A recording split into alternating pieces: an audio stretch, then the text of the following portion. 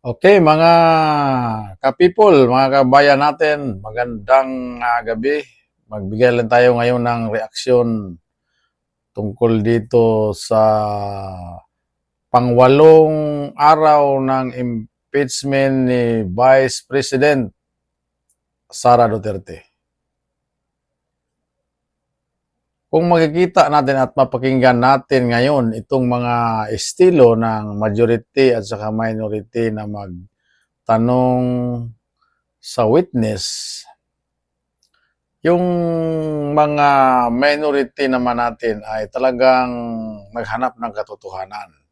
Pero ito yung sa majority natin, parang scripted na ito mga ka-people.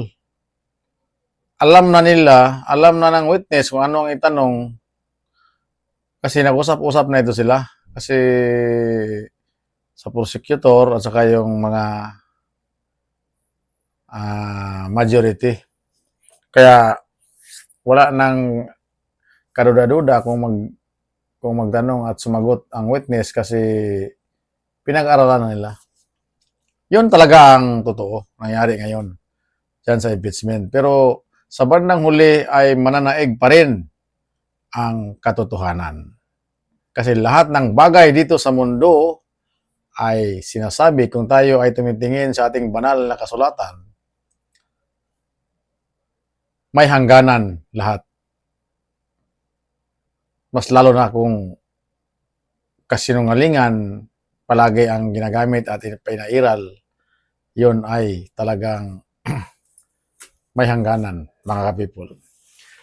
Tingnan natin itong si Senador Tulfo. Magaling talaga ito magtanong, magaling mag-imbestiga. Basta doon sa estasyon niya, naka-vlog at sa mga parte sa mga kabit. Kaya nga tinatawag itong idol. Pero dito sa tanong niya ni Matibag, kung ating pakinggan o ating i-analisar ngayon, kayo na mag-analyze, hindi ako magdesisyon. Pakinggan lang natin at i-comment na lang sa baba kung tama ba yung tanong o matagal na pinag-aralan.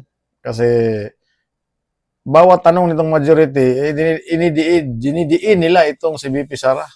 Gusto talaga lang tanggalin kasi pag hindi ito matanggal, hindi ma-impeach itong si VP Sara, yung kulungan na pinagawa nila doon sa Quezon, yun, yung bagong pinarenovate ng DILG ni Remulla, sigurado punong-puno yun. Mapuno yun talaga.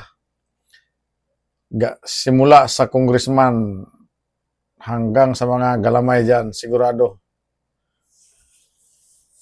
Paslak yan doon. Tingnan mo itong tanong ni Senador Tulfo ngayon. Parang kung pakinggan mo yung, kung i-analyze mo yung tanong niya at saka yung tono ng boses, gusto niya nga ipahuli na itong si Sara. Bakit hindi daw hinuli? Yun talaga ang totoo sa tanong niya ngayon. Kaya pakinggan natin yung tanong niya. At isa pa, yung tanong naman ni Kiko Kicks kay Matibag, ang layo ng tanong mga people, napakalayo. Ang sinabi ni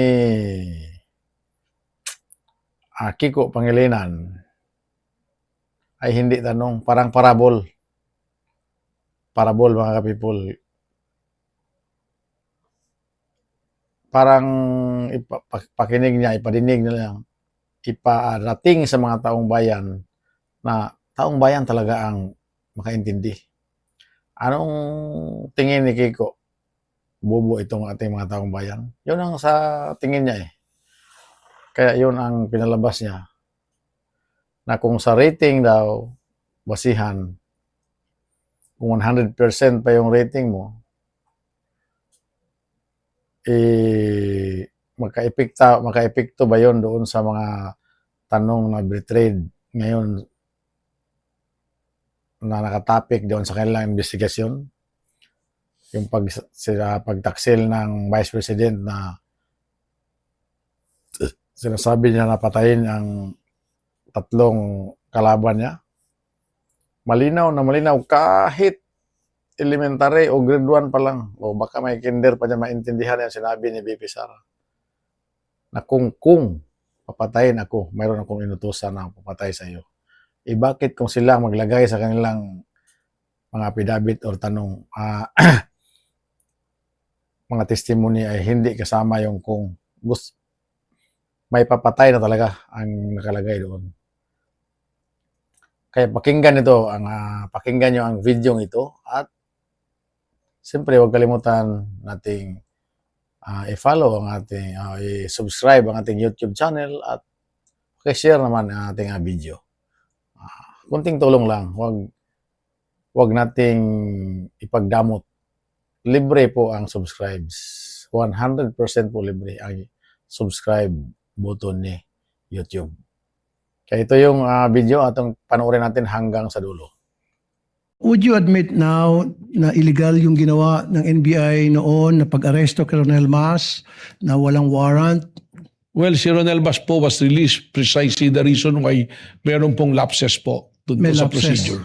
Okay. Would you also consider na the fact na merong ginawang pagbabanta si Baste Duterte na similar dito kay Ronel Mas na dapat umaksyon din yung NBI tulad ng pag-aksyon nila sa isang guro?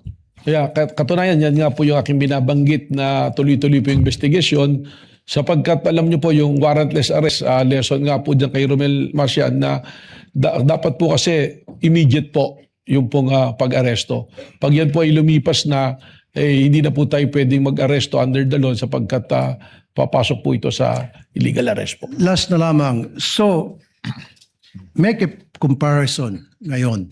Bakit yung isang guro na nagbanta kay dati Pangulong Duterte agad inaresto at bakit itong isang vice president na nagbanta kay Pangulong Bongbong Marcos hindi inaresto ng NBI? I can only second guess po na maaaring may pagkakaiba po ng proseso or tinitingnan po ang administrasyon ng panahon na yon at ng panahon po ngayon. Maraming salamat po. Thank you, Senator Judge Raffy Tulfo. Senator Judge Pangilinan is recognized. You may proceed with your intervention, sir.